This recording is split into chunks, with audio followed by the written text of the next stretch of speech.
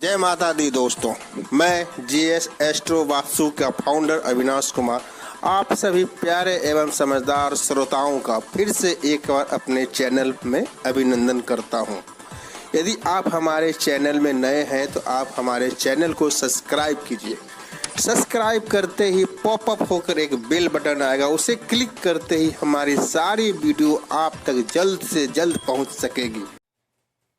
हमारे यहाँ 3 प्रकार के ज्योतिष होते हैं दोस्तों।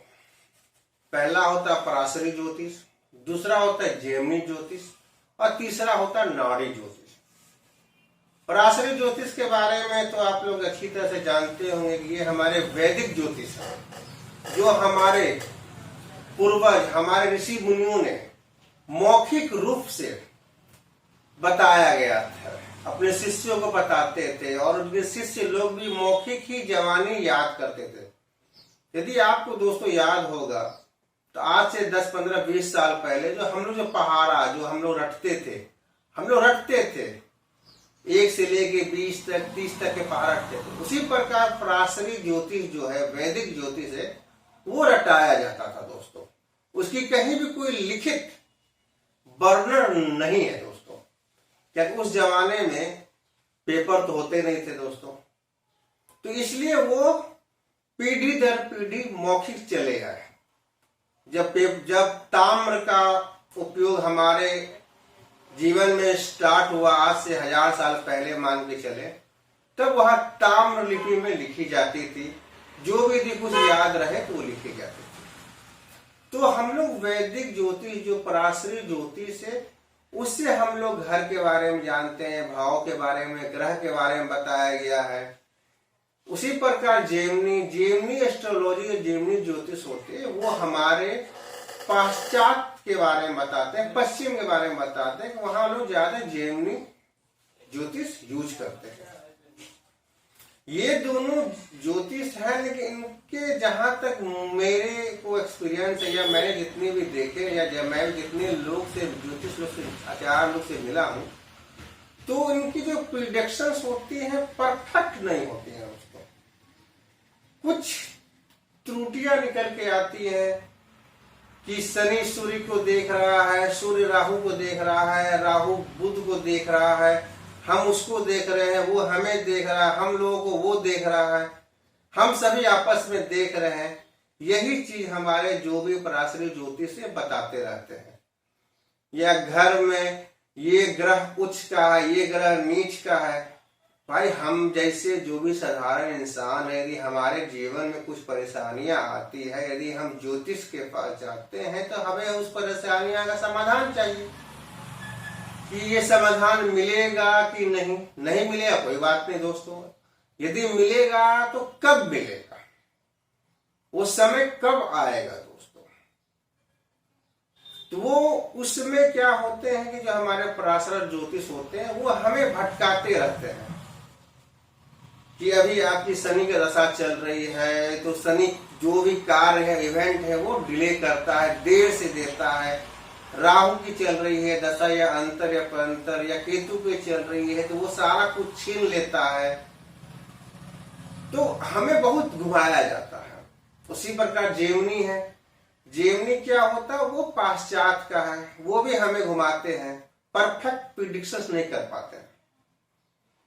हम जो आज बात करने जा रहे हैं दोस्तों, वो हम नाड़ी एस्ट्रोलॉजी के बारे में जान रहे हैं कि वो आज के जमाने के ये परफेक्ट प्रिडिक्शंस। हमने बहुत सारे कुंडलियों को देखा है, बहुत सारे कंप्लेंट्स मैंने देखा है, और मैंने जो भी प्रिडिक्शंस की है, लगभग 100% नहीं कहूंगा, लेकिन 90 से 99% वो सही होती है। यदि मैं पिछला भी इसे देखता हूं, उसका इवेंट तो मैच करता है दोस्तों। तो नाड़ी ज्योतिष होता क्या दोस्तों?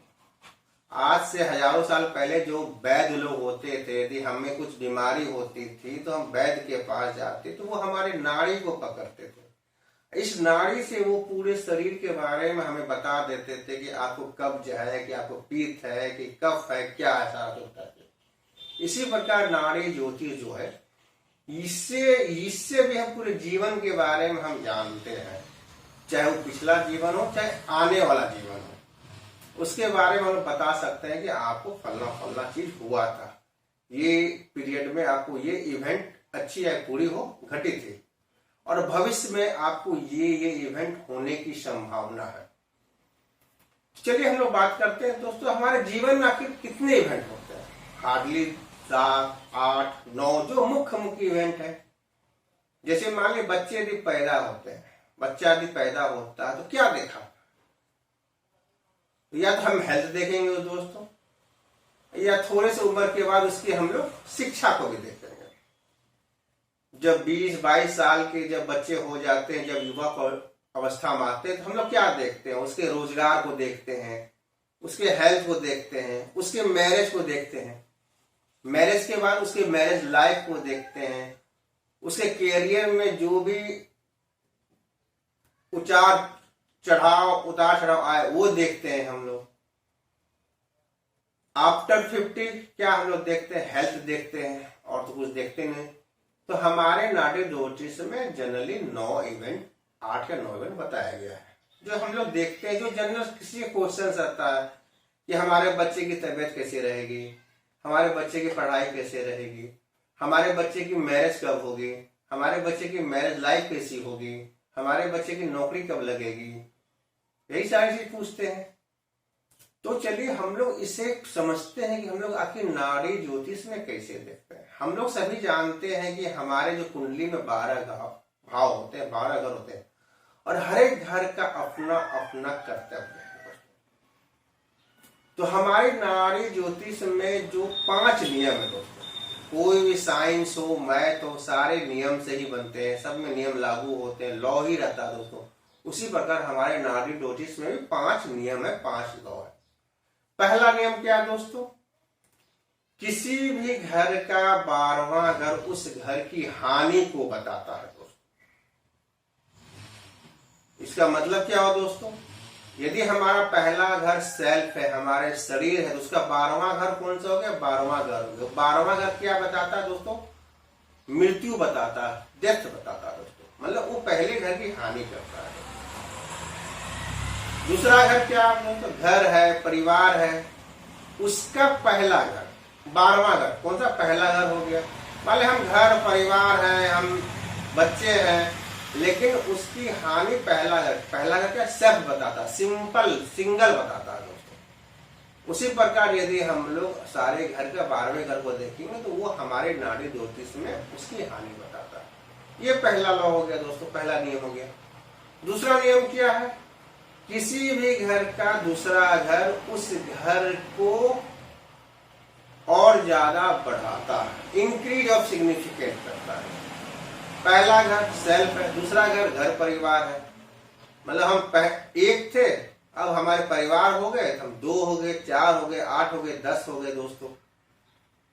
12वां घर हमारी मृत्यु है, तो पहला घर हमारे जीवन बताता, तो 12वां का जो दूसरा घर हो गया पहला घर हो गया दोस्तों। उसी प्रकार आप यदि मान लीजिए कि 5वां घर का दूसरा घर 6ठा घर हो गया दोस्तों, चौथा घर दूसरा घर 5वां घर हो गया।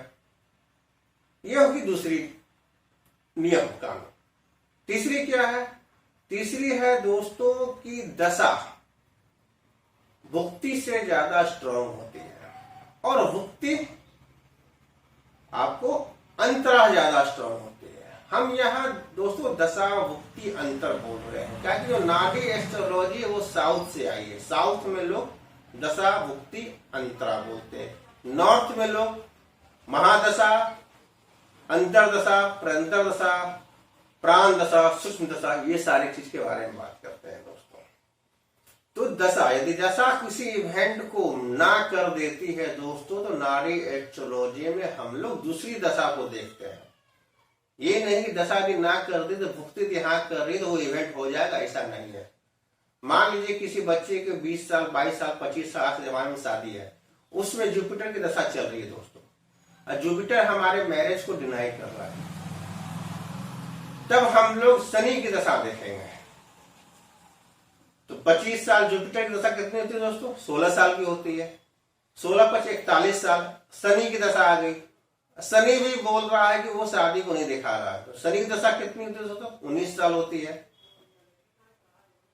फिर शनि भी के बाद आपको बुध आ गई, बुध भी बोलता है कि नहीं शादी हम नहीं करवा सकते हैं, तो ऐसे करते करते हम लोग दशा, इसलिए कहा था दशा जो होता है सबसे स्ट्रांग होता है, उसके बाद दशा यदि किसी इवेंट को बता रहा है तब हम भुक्ति को देखेंगे, यदि भुक्ति किसी इवेंट को नहीं बता रहा तो उसके नेक्स्ट भुक्ति को हम देखेंगे। उसी तरह अंतरा है दोस्तों। ये हो गया हमारा तीसरा नियम। चौथा नियम हो गया दोस्तों, सब लॉर्ड इज स्ट्रॉन्गर देन नक्षत्र एंड नक्षत्र इज स्ट्रॉन्गर देन प्लेनेट। जो सब लॉर्ड है वो सबसे ज्यादा स्ट्रॉन्ग रिजल्ट अपना देता है दोस्तों, उसके बाद नक्षत्र देता है, उसके बाद प्लेनेट देता है। और पांचवा और जो खास नियम है नाडी एस्ट्रोलॉजी का, combinations of houses in astrology. हमारे नाडी और जो एस्ट्रोलॉजी में सारे इवेंट का कॉम्बिनेशन बताया गया है, इवेंट या नो इवेंट। जैसे मैरिज का इवेंट मान लीजिए, मैरिज के इवेंट के लिए हम लोग दूसरा घर, सातवां घर और 11वां घर देखते हैं, जैसे हमने यहाँ अंकित किया दोस्तों, देख लीजिए। नो मैरिज का क्या इवेंट हो गया, तो दूसरा घर का 12वां घर, पहला नियम देखिए लागू हो रहा है। तो दूसरा घर का, प्रत्येक घर का 12वां घर उस घर की हानि बताता, दूसरा घर का 12वां घर पहला घर हो गया दोस्तों, 7वां घर का 12वां घर दोस्तों छठा घर हो गया, और 11वां घर का 12वां घर 10वां घर हो गया। दूसरा घर क्या बताता दोस्तों, हमारे घर को, परिवार को बताता है। 11वां घर हमारे लाभ को बताता है दोस्तों, और 7वां घर हमारे मैरिज को बताता है, हमारे पार्टनर को, हमारे पत्नी को, यदि किसी जातिका की पत्री है तो हमारे पति को बताता है दोस्तों। दूसरा घर का पहला घर, 12वां घर पहला घर क्या, सेल्फ, सिंगल हो गए हम। 7वां घर विवाह को बताता है, तो छठा घर नो विवाह। 11वां घर लाभ को बताता है, तो 10वां घर स्टेटस की हानि को बताता है दोस्तों। तो आप बोलोगे सर कि 10वां घर भी तो पॉजिटिव घर होता है दोस्तों, 11वां घर भी पॉजिटिव है, 10वां इसमें नेगेटिव कैसे हो गया? तो कुछ इवेंट में 10वां और 11वां घर दोस्तों पॉजिटिव होता है, खासकर कैरियर के इवेंट में इसको हम पॉजिटिव मानते हैं। 10वां घर क्या, हमारा नेम, फेम, हमारा स्टेटस, उसका दे दिया 11वां मिल जाता है तो उसकी बढ़ोतरी करता है। तो ये हमारे प्रोफेशन के लिए बहुत ही शुभ होते हैं। लेकिन बाकी सब, चाहे वो आपको विवाह हो, चाहे वो चाइल्ड बर्थ हो, 10वां घर हानि दिखाता है दोस्तों। तो हम लोग आज बात करते हैं शादी के बारे में, क्या हमारे कुंडली में शादी के योग है या नहीं। यदि हमारी शादी हो गई तो क्या शादी हमारी अच्छी चलेगी कि नहीं चलेगी। कहीं ऐसा तो नहीं खटपट होगा, डाइवोर्स होने का डर है, तलाक होने का डर है। ऐसे हमारे हिंदू समाज में तलाक नाम की चीज दोस्तों नहीं होती है, लेकिन अब होने लगी है। जैसे जैसे हम लोग संयुक्त परिवार से हटकर सिंगल परिवार में हम लोग आ गए हैं, तो हमारे बीच में ये तलाक, डाइवोर्स, खटपट, ये सब चीज अब आम बात होने लगी है। बहुत सारे केस, कोर्ट केस चल रहे हैं, बहुत सारे को देखा जाता है कि तलाक हो गया, डाइवोर्स ले लिए, नहीं मन रहा, 1 साल 2 साल डाइवोर्स ले लिए। तो वो चीज अब हम लोग देखेंगे। यदि आज से 20 साल पहले पूछते, डाइवोर्स नहीं होते, हिंदू समाज में होते हैं, हम लोग भाई मैनेज करते हैं, खटपट किस घर में नहीं होती है, सब घर में खटपट होती है दोस्तों। लेकिन हमारे हिंदू समाज में डाइवोर्स, तलाक नाम की चीज, जब पराशरी ज्योतिष में भी डाइवोर्स के नाम पर नहीं कुछ बोला गया है। चाहे डाइवोर्स इंग्लिश वर्ड हो गया, तलाक आपको मुस्लिम वर्ड हो गया, ये सब चीज है। तो चलिए समझते हैं हम लोग। तो विवाह के मैंने कॉम्बिनेशन बता दिया, 2, 7, 11। उसी तरह 9 विवाह का कॉम्बिनेशन मैंने बताया, 1, 6, 10।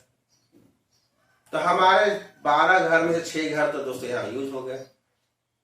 जिस भी दशा, यदि जिसकी भी दशा चल रही है, यदि उस दशा में यदि हमारे 2, 7, 11 बता रहे हैं, तो हम कह सकते हैं कि इनकी विवाह होगी। यदि विवाह हो गई है, उनके बाद भी आ रहे, हम कह सकते हैं कि वैवाहिक जीवन अच्छा चलेगा दोस्तों। यदि किसी की दशा चल रही है, यदि 1, 6, 10 बता रहा है, हम कह सकते हैं कि वैवाहिक जीवन अच्छा नहीं चलेगी। यदि बहुत ज्यादा स्ट्रांग है तो हम कह सकते हैं कि हो सकता है कि संबंध विच्छेद होने की संभावना है दोस्तों। ये कोर्ट तक भी केस जा सकता है, तलाक तक भी केस जा सकता है दोस्तों। बाकी 6 घर का क्या यूज है इसमें दोस्तों। अब हम लोग बात करते हैं बाकी 6 घर का। इसमें से 5 और 9 दोस्तों, 5 हमारे प्रेम का घर है, 5 हमारे भगवान का घर है दोस्तों। 9 हमारे आत्मज्ञान का दोस्तों है, अध्यात्म का है दोस्तों 9।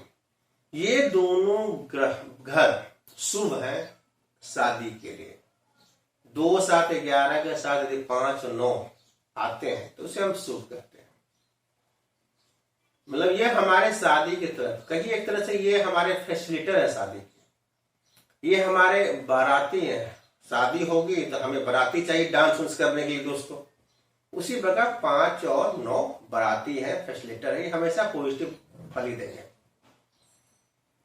अब 8 और 9 के बारे में, 8 और 12 के बारे में बात करते हैं दोस्तों। 8वां घर और 12वां घर हमारे ज्योतिष में बुरा घर कहा गया है, लेकिन ये शादी के लिए 8वां घर 12वां घर दोनों के लिए अपना अपना अलग अलग फल देते हैं। यदि शुभ के साथ 2, 7, 11 के साथ हैं दोस्तों तो अच्छा फल देंगे। यदि 1, 6, 10 के साथ दोस्तों हम बात कर रहे थे कि यदि 8 और 12 यदि अच्छे के साथ है, मतलब 2, 7, 11 के साथ यदि आ रहे हैं तो इसका मतलब क्या होगा। 8वां घर क्या बताता है दोस्तों? 8वां घर हमारे अकस्मात धन के बारे में बताता है, हमारे डॉरी, हमारे दहेज के जो धन होते हैं, जो हमारे हिंदू समाज में चलते हैं, डॉरी से करते हैं, उसको बताता है दोस्तों। तो शादी होगी तो लड़की पक्ष से आपको पैसे मिलेंगे दोस्तों। 12वां घर क्या है?